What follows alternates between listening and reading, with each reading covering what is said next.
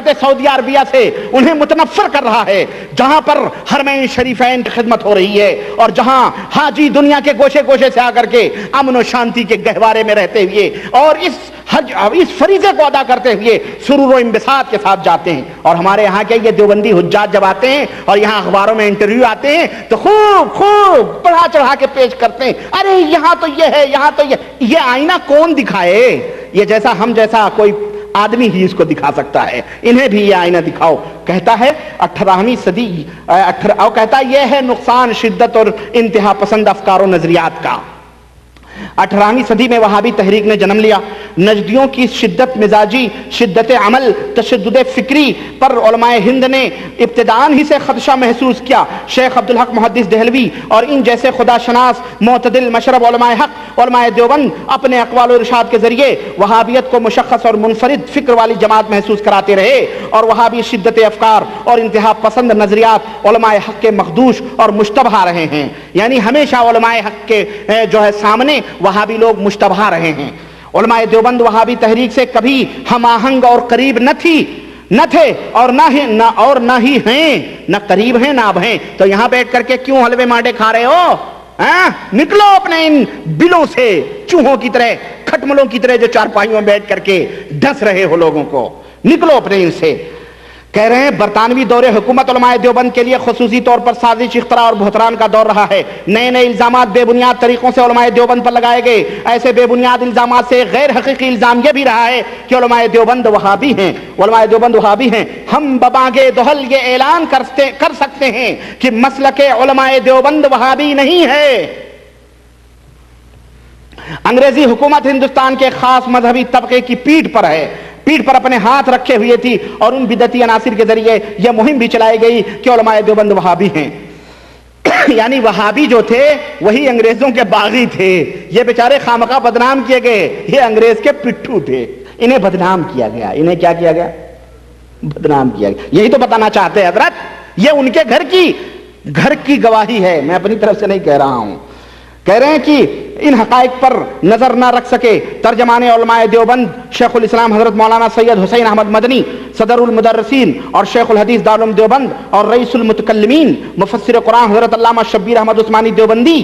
یہی شبیر احمد عثمانی ہے جس کی تفسیر انہی دیوبندیوں کے دجل اور فریب اور مکاریوں اور عیاریوں کی بنا پر خادم الحرمین شریفین کے مجمع ملک فہد مدینۃ المنورہ سے چھاپی گئی. اور جب علماء اہل حدیث نے اور علماء حق نے جب اس تفسیر کی چھپی اور یہ تفسیر خاموشی کے ساتھ علماء کے سامنے آئی تو علماء نے جب اس کے پرخچے اڑائے اور اس کے اندر چھپے ہوئے بدعقیدیوں کو یہاں کے علماء نجد کے سامنے، علماء مملکت سعودی عربیہ کے سامنے رکھا تو الحمدللہ اس تفسیر کو بینڈ کر دیا گیا، اس تفسیر کو بند کر دیا گیا.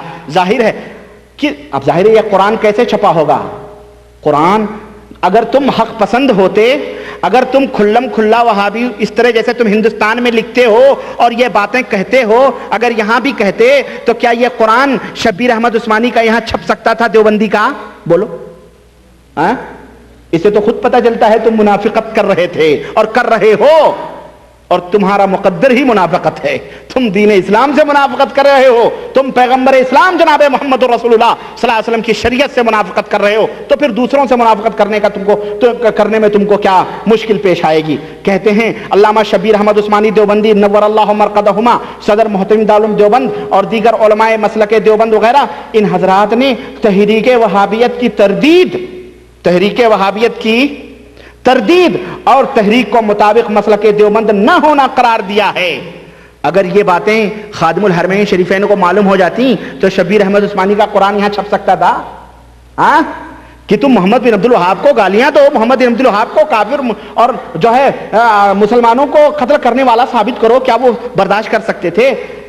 کہتا ہے کہ اور مسلک دیوبند اور وہابیت کو جداگانہ تحریک قرار دیا. وہابی تحریک جس وقت اپنی طوفانی کیفیت کے ساتھ سرزمین حجاز پر حصول مملکت کر چکی تھی اور وہابی تحریک والے اسلاف اور اولیاء کی روایات سے متصادم اور مقابلہ کر رہے تھے، اور وہابی تحریک کے علمبردار مزارات صحابہ کے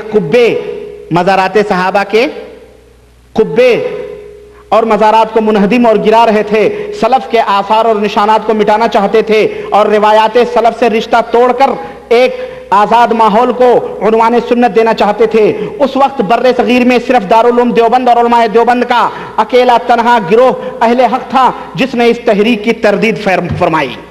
قبے گرانا ان کا مذہب نہیں ہے، ان کا مذہب سمجھ پڑھا نا آپ نے، سنا نا آپ نے کہ جس وقت وہابی تحریک یہاں قبے گنبدیں گرا رہی تھی اور لوگوں کو مزارات سے ہٹا ہٹا کر کے توحید و سنت کا درس دے رہی تھی، اس وقت ہندوستان میں علماء دیوبند اس کی تردید کر رہے تھے اور کہہ رہے تھے یہ کیا ظلم ہو رہا بھائی، وہی جو بریلوی کر رہے تھے وہ یہ بھی کر رہے تھے۔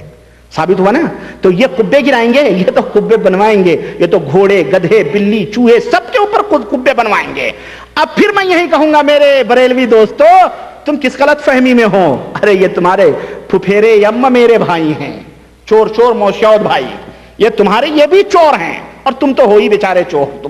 تمہارا تو خیر ذکر ہی کیا، میں تمہارے اوپر کیا بولوں، کیونکہ ہم پہ ظاہر ہے تمہارا باطن، ہم پہ ظاہر ہے تمہارا باطن۔